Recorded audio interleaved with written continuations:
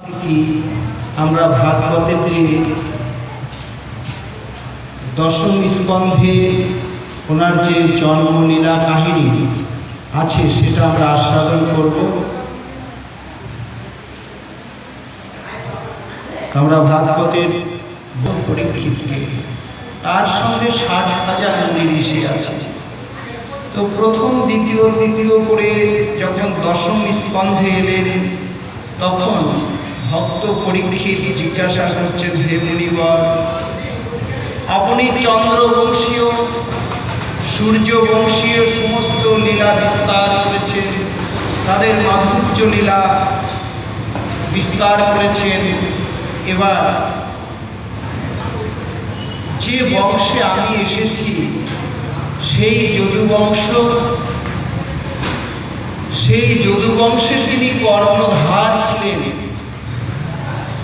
আমাদের কুলদেব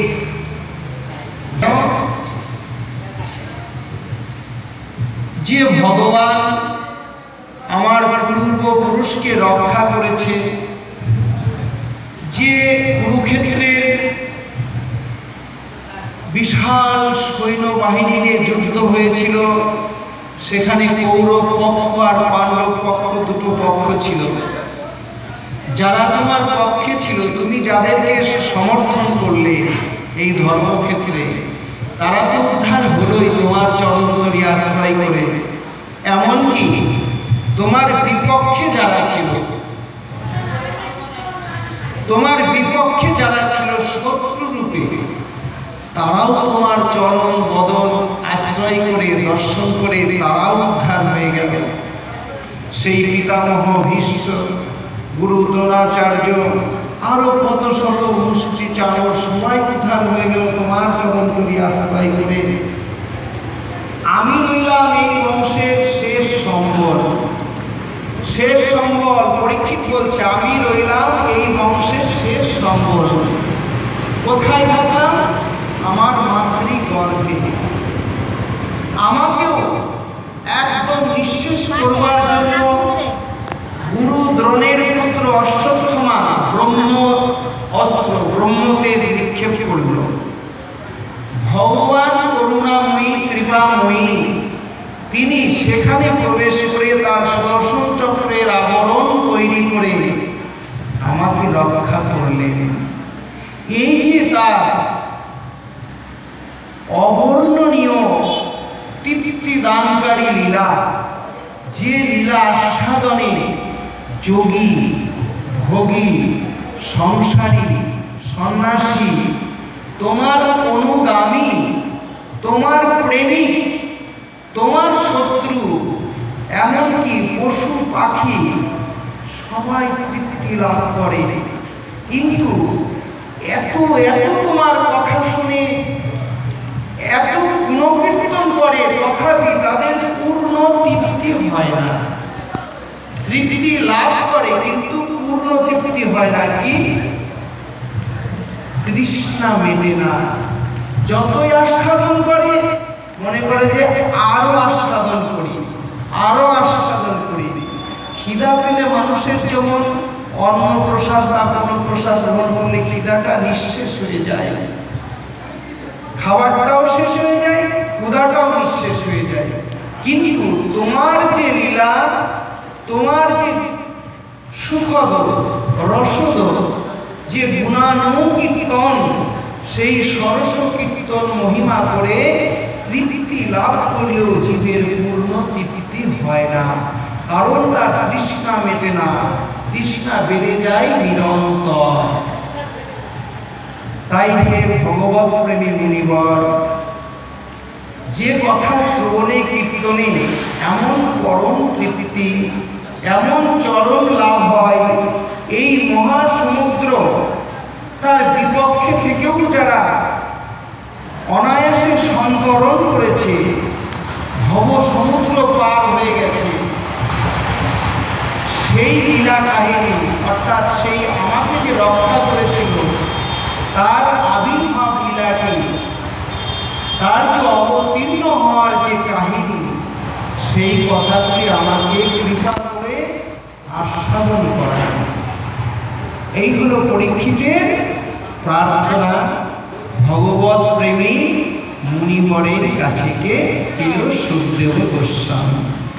এবার সুখদেব গোস্বামী তার পরিপ্রেক্ষিতে কি বলছে দেখুন, বলছে পরীক্ষিতে সম্বোধিয়া কহে সুখমণি, শুদ্ধ চিত্ত হও কৃষ্ণ জন্ম কথা শুনি। পরীক্ষিতকে সম্বোধন করে বলছে, তুমি যে কথাগুলো বললে বাস্তব, তবে তার জন্ম কথাগুলো শুনে শুদ্ধ চিত্ত হও। পরীক্ষিতকে উদ্দেশ্য করে আমাদেরকেই বলা হচ্ছে যে তার যে আবির্ভাব লীলা সেটা শ্রবণ করে কীর্তন করে শুদ্ধ চিত্ত হও। তো কি কংসের ভগিনী কৃষ্ণ, কংসের ভগিনী হন দৈবকী সুন্দরী, ধন্য হল সেই কামিনী বসুদেবে বড়ি। অর্থাৎ কংসের ভগিনী কৃষ্ণ দৈবকী, তিনি বসুদেবকে স্বামী রূপে বরণ করলেন। তো কংস, এই যে কংস কথাটা আসছে, তারা তো ভাই বোন, আর দ্বন্দ্বটা তার সঙ্গেই। কংস পরাক্রমশালী, জন্ম থেকে শিব ভক্ত। উগ্রসেনের 9টি তনয় অর্থাৎ পুত্র, তার মধ্যে জ্যেষ্ঠ হলেন এই কংসাসুর। কংসাসুর ছোটবেলা থেকে শিব উপাসক। কারণ দেখবেন অসুরকুল যত আছে বেশিরভাগ সবাই শিবের উপাসক। কেননা তারা জানে শিব হল ভোলানাথ, আশুতোষ। তিনি অল্পেতে বলেন, অল্পেতেই সন্তুষ্ট হন, খুশি হন, তাই নাম আশুতোষ আর ভোলানাথ, ভুলে যায় অল্পেতেই। এবার সেই শিবের প্রার্থনা করতে, তপস্যা করতে চলে গেলেন গভীর জঙ্গলে কে কংসাসুর। সেখানে গিয়ে ঊর্ধ্ব পদে হেট মুন্ডে তপস্যা করছেন। কখনো বা চতুর্দিকে অগ্নি প্রজ্বলিত করে তপস্যা করছেন। তারই তপস্যায় যখন সফলতার পথে চলেছে, তখন দেবাদিদেব ভাবলেন এর তপস্যা কতটা খাঁটি, কতটা নিখুঁত, আমি একটু পরীক্ষা করি। তাই বিভিন্নভাবে ঝড় বৃষ্টি, প্রাকৃতিক দুর্যোগ, এমনকি হিংস্র প্রাণী সেখানে প্রেরণ করলেন। সেখানে সেই হিংস্র প্রাণীগুলো প্রেরণ করে তার তপস্যা বিধ্বস্ত করতে চাইলেন, বিঘ্ন ঘটাতে চাইলেন। কিন্তু কোনো মতেই কংসাসুর কিন্তু তার তপস্যা থেকে পিছপা হয়নি। তখন দেবাদিদেব ভোলানাথ তুষ্ট হয়ে তার সম্মুখে প্রকট হয়ে বললেন, বৎস কংস, তুমি এত কঠিন তপস্যা করছো কেন? কি চাই বলো তো?